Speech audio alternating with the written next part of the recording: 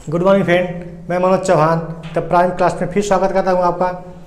जैसा कि हम जानते हैं कि हमारा टेट, सी टेट और सुपर टेट का बैच चल रहा है। इसमें जो भी कमियां हो आप कमेंट के माध्यम से उसको बता सकते हैं। ठीक है, आज का जो हमारा टॉपिक है बहुत इंपॉर्टेंट है।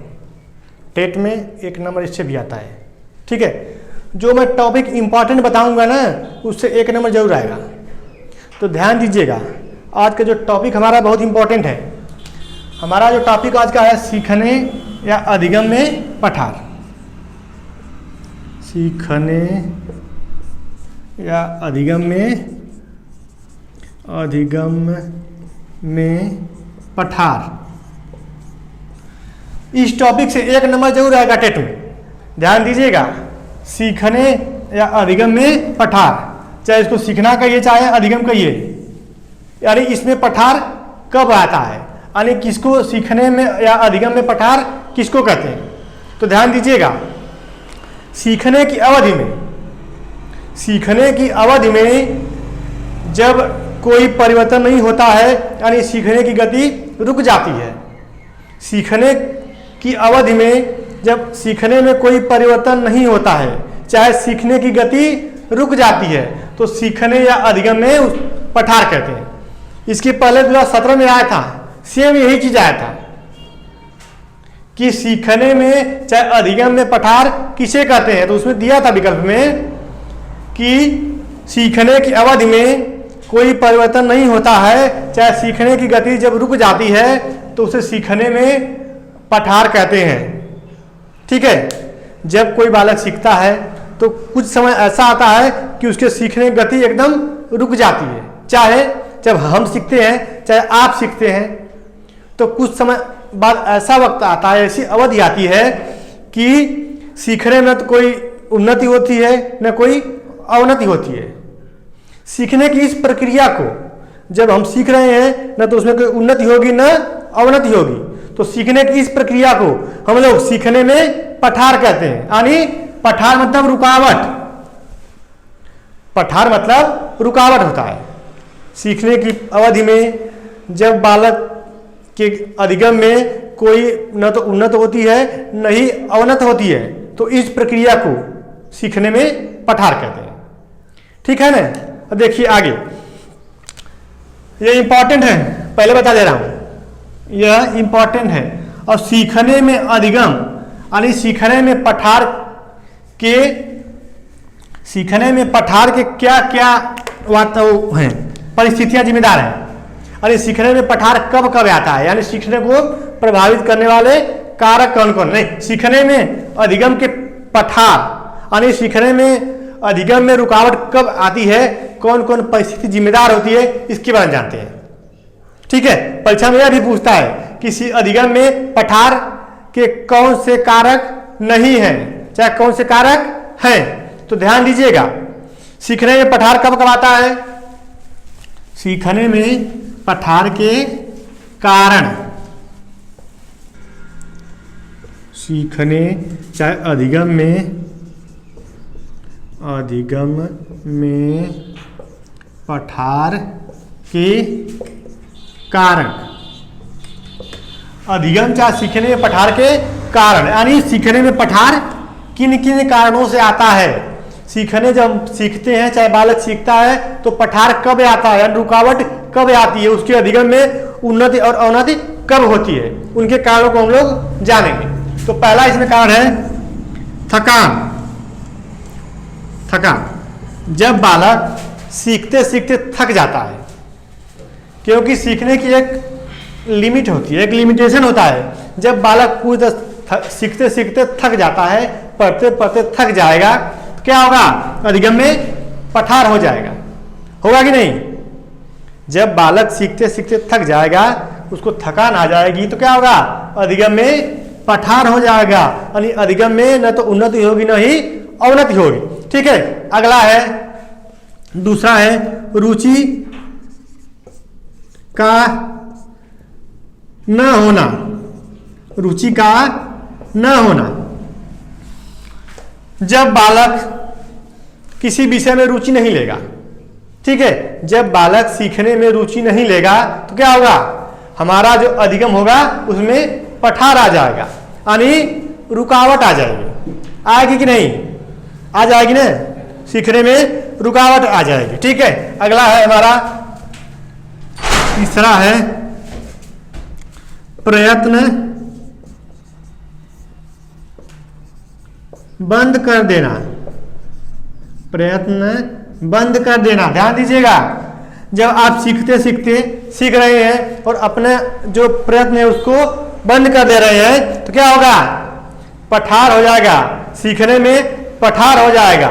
जब तक आप तत्पर नहीं होंगे, उसमें सीखेंगे नहीं, अरे सीखना बंद कर देंगे तो क्या हो जाएगा? अधिगम में पठार हो जाएगा। ध्यान दीजिएगा, ये सब कारक हैं, अधिगम में पठार के कारक हैं। पहला थकान है, दूसरा रुचि का ना होना, तीसरा प्रयत्न बंद कर देना, चौथा क्या हो जाएगा? उत्साह में, कार्य उत्साह में कमी, कार्य उत्साह में कमी। जब आप अधिगम में उत्साह नहीं दिखाएंगे, यानी अपना आप निष्क्रिय हो जाएंगे, उत्साह नहीं दिखाएंगे तो क्या हो जाएगा? अधिगम में पठार हो जाएगा। बहुत इंपॉर्टेंट है, जान जाइए। परीक्षा में पूछता है कि अधिगम में पठार के कौन कारक नहीं है, चाहे कौन कारक है, तो ध्यान दीजिएगा। थकान है, रुचि का न होना है, प्रयत्न बंद कर देना है, कार्य उत्साह न होना, और क्या है? अगला है हो जाएगा आपका मानसिक स्वास्थ्य भी है। मानसिक स्वास्थ्य, यानी जब आपका मानसिक स्वास्थ्य ठीक नहीं रहेगा तो क्या होगा? अधिगम में पठार हो जाएगा, क्योंकि सीखना मस्तिष्क से ही है। जब आपका स्वास्थ्य ही ठीक नहीं रहेगा तो क्या होगा? अधिगम में पठार हो जाएगा। होगा कि नहीं? ठीक है, अगला हो जाएगा हमारा, अगला हमारा है जो छठा है, समझने में कमी। समझने में कमी कहने का मतलब यह है, जब आप सीखते सीखते, ठीक है, जब आप सीखते सीखते आपका अधिगम लगभग में पूरा हो जाएगा, आप समझना बंद कर देंगे। ठीक है, जब आप समझना बंद कर देंगे तो क्या हो जाएगा? अधिगम में पठार हो जाएगा। ठीक है, अगला है हमारा जो बहुत इंपॉर्टेंट है, जो सातवां हमारा है, वह है मंदबुद्धि होना। मंदबुद्धि का होना सातवां है, मंद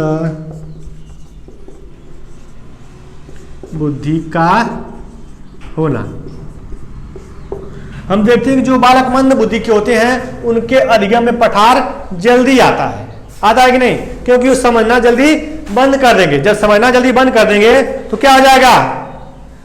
सीखने में पठार आ जाएगा। ठीक है, अगला है हमारा, अगला है आठवां है थकान। थकान जब आप सीखते सीखते, ठीक है, जब आप सीखते सीखते क्या होगा? जब सीखते सीखते आप थक जाएंगे तो क्या हो जाएगा? ऐसा एक वक्त आएगा जब आपके अधिगम में पठार आ जाएगा, एकदम रुकावट आ जाएगी। ठीक है, ध्यान दीजिए। अगला है रुचि का न होना।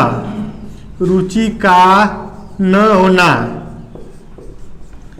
रुचि का न होना, जब आप किसी विषय में रुचि नहीं लेंगे, मान लीजिए कुछ समय तक पढ़ रहे हैं, ठीक है, कुछ समय तक सीख रहे हैं, तब तक तो आप पठार नहीं आएगा, मगर जब आप रुचि लेना बंद कर देंगे तो क्या हो जाएगा?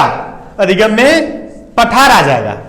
एक चीज इसमें हम भूल गए थे, उसको बता दे रहे हैं फिगर के माध्यम से। ठीक है, जो जो हम बताएं अधिगम में पठार के कारण, उसको ध्यान से देख लीजिएगा, क्योंकि टेट में, सुपर टेट में, चाहे सी टेट में, इसी में से किसी ने पूछता है कि पठार के कौन कौन कारक नहीं है, चाहे कौन कौन कारक हैं। एक तो देख लीजिए फिगर, क्योंकि कभी कभी फिगर भी पूछ देता है इसमें। जब अधिगम में पठार का फिगर भी पूछ देता है तो इसको ध्यान से देखिएगा आप लोग कि पठार कैसे आता है अधिगम में। ठीक है, ये बनेगा इस प्रकार। ठीक, ये हो जाएगा 1 2 3 4 और 5। यहाँ हो जाएगा सीखने की गति है 10 20, 30 और 40। यह सीखने की गति, सीखने की एक गति है। ठीक है, देखिए अब इसमें पठार कैसे आता है। पहले इस प्रकार जाएगा, ठीक, फिर ऐसे जाएगा और यहाँ पर जो ये वाली क्रिया है ना, इसी को पठार कहते हैं, पठार। ठीक है, पहले वाला कितना सीखेगा, फिर पठार आ जाएगा। ठीक, इसके बाद फिर इस प्रकार होगा और 20 तक जाएगा, फिर यहाँ ये हो जाएगा हमारा पठार। ध्यान दीजिएगा, ये अभी पूछ सकता है फिगर के माध्यम से कि सीखने का कौन सा अधिगम है, पठार का।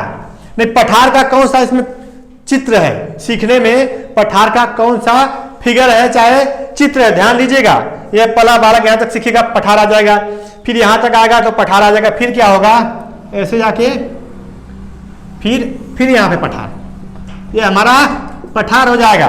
ध्यान दीजिएगा, यहाँ तक पहले बालक सीखा, फिर पठार आया, फिर आगे जाएगा पठार आएगा, फिर आगे जाएगा फिर पठार आएगा।